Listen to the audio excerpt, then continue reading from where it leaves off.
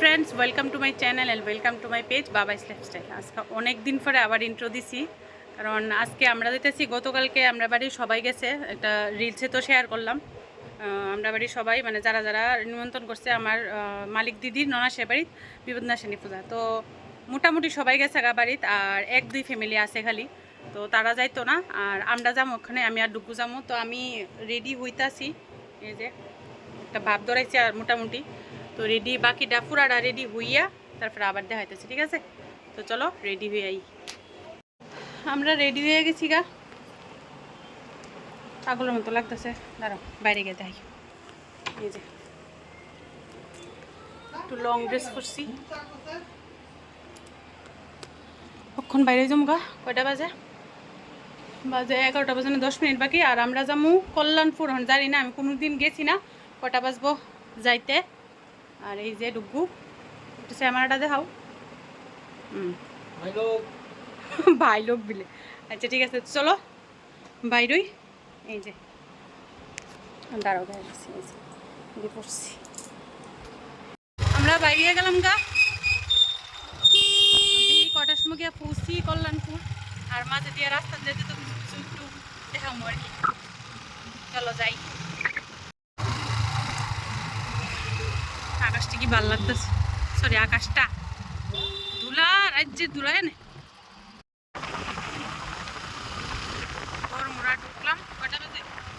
পুরা ফাঁকা 12টা বাজে। এতক্ষণ আগে বরমুড়া ঢুকলাম, মানে মিনিমাম আমরা বাইরেছি প্রায় 11টা বাজে, 5 মিনিট হইব।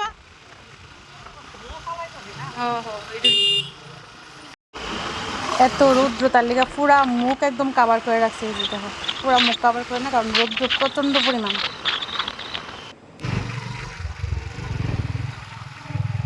কল্যাণপুরের রাস্তা তো আমরা, এই যে রেল লাইন। আমি প্রথম আইলাম কল্যাণপুর, তুমিও তো প্রথম আইছো না? আরো আইছো? ও কাজে আইছো যত না? আমি প্রথম আইলাম।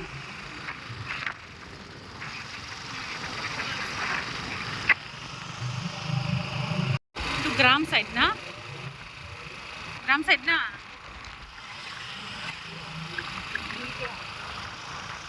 ওই দিদি কইছে তো গ্রাম সাইড তো বলে। আয়া পড়ছি আমাদের গন্তব্যস্থলে। কয়টা বাজে? 1টা বাজে।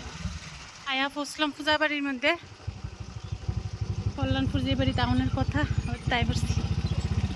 মা গো মা, খাইছে গো। এই যে আমার অবস্থা। আরে বাপরে বাপ, অনেক দূরে না জার্নি করবো না দাদা, অসুবিধা না, জার্নিটা বেশি হচ্ছে না ইটা জার্নি চলবো।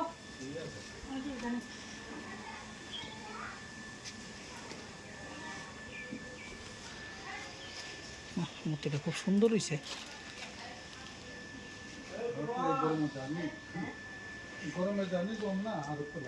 আমরা এই তোমার রথটা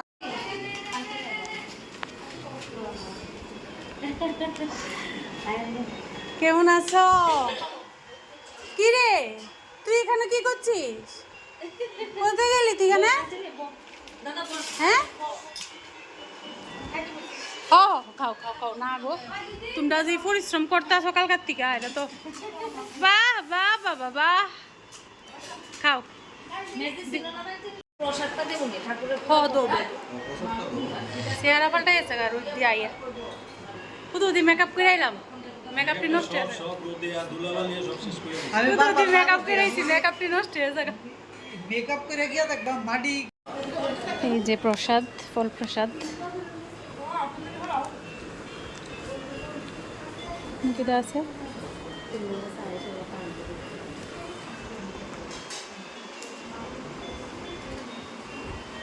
আমরা কিন্তু খুব আস্তে আস্তে আইছি, একদম স্লোলি আইছি। দাঁড়ায়া দাঁড়ায়া দাঁড়ায়া দাঁড়ায়া আইছি। কটার সময় মনে করো? 11টা পর্যন্ত দাঁড়াইছি, ঝোল কি তো দিবা। 7 মিনিট আগে রওনা দিছি। 12টার সময় বড়মোড়া বুঝছি, 12:30টার সময় তেল্লামোড়া বুঝছি, 1টার সময় এখানে এসেছি।